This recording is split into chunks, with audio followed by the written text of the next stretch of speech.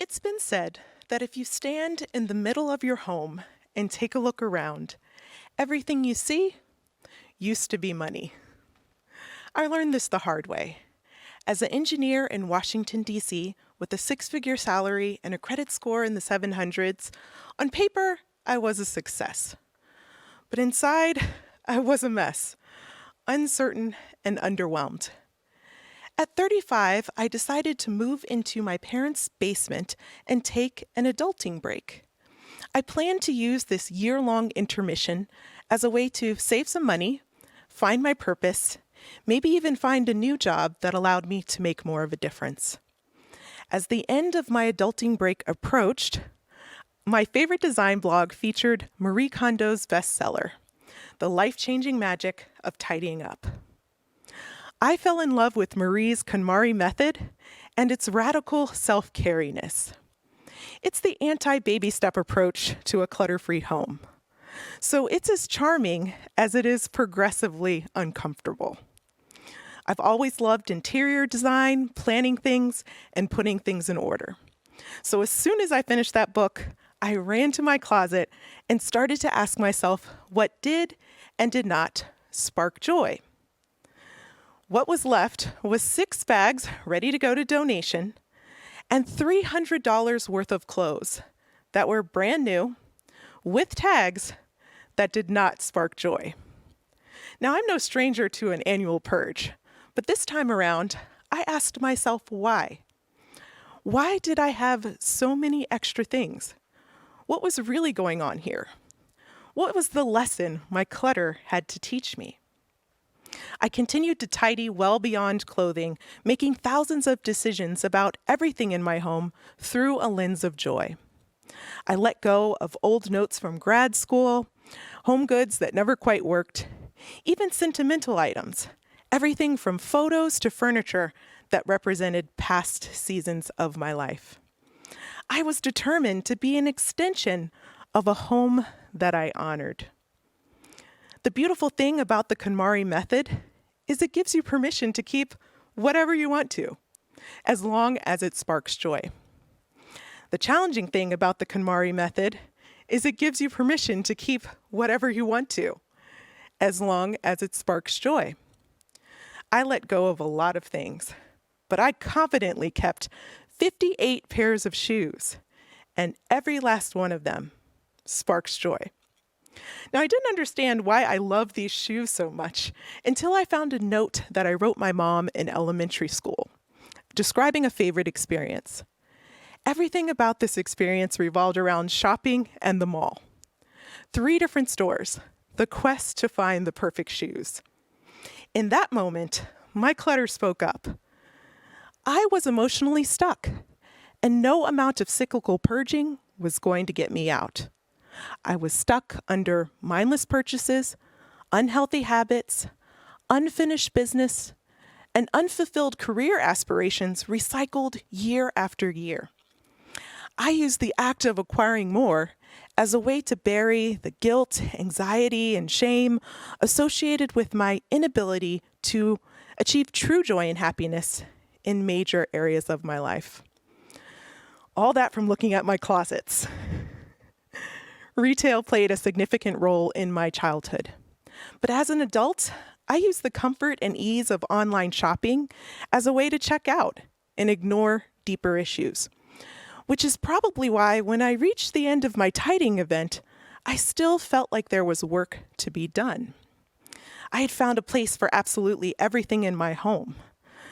But I realized that I needed to shift my time, energy, and resources that I used to organize my home to other areas of my life that needed some attention. I made it a game. How many aspects of my life could I declutter? I started to let go again. I let go of my life in the DC metro area and my parents' basement to move to Chicago and explore a new city.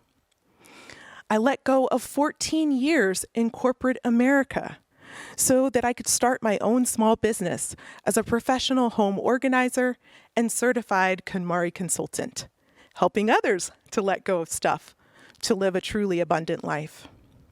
I even let go of 30 pounds, which I kind of gained back during quarantine, but I'm in the process of losing again.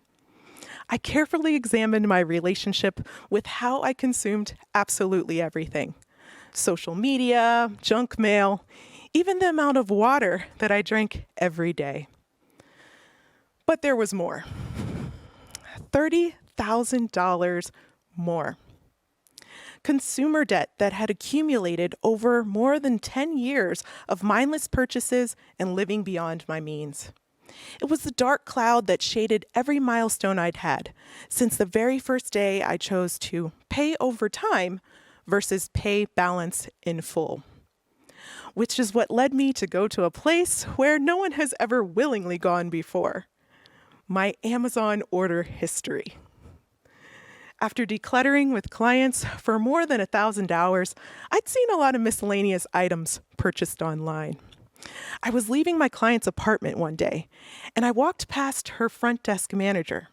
She stopped me and mentioned that there were some clients or tenants who probably needed my help. She based this off of the fact that they received a large number of Amazon boxes through the mailroom each and every day, which is why I renamed miscellaneous clutter Amazon.com. Amazon.com Clutter is an ever-expanding catalog of readily accessible retail therapy. The good news is, when you declutter, you uncover sticky habits and opportunities for improvement through self-awareness. So I could confront my financial clutter just like I confronted the clothes in my closet, really feeling the weight of those purchases in my life so I could redefine what enough meant for me. The engineer in me was geeking out about this idea of looking through spreadsheets of Amazon data. So I isolated my purchases from 2010 to 2020, and I excluded things like gifts that I purchased for others, groceries, business expenses, and returns. What was left was 721 items, totaling $18,171. So that's about $1,800 in spending per year on Amazon. The average Amazon Prime member spends about $1,400 a year on the platform. So not a great time to be above average, but I continued to check out those individual purchases, and I noticed that most of them were under $20 and represented promises I had made myself and never kept, the true cost of trial and error, and phases of my life that define who I am today. There was my mini trampoline moment. I bought that thing brand new, used it once, and then sold it in a yard sale. I guess bouncer sizing really wasn't my thing. Then there was the quest to find the perfect headphones, the revolving door of products that represented my 5-year natural hair care journey, and my budding cross-stitch hobby. I continued to look at those frequent purchases, and I noticed that over the past 10 years, most of my spending was in home goods, shoe care, skincare, and my dog Carbon.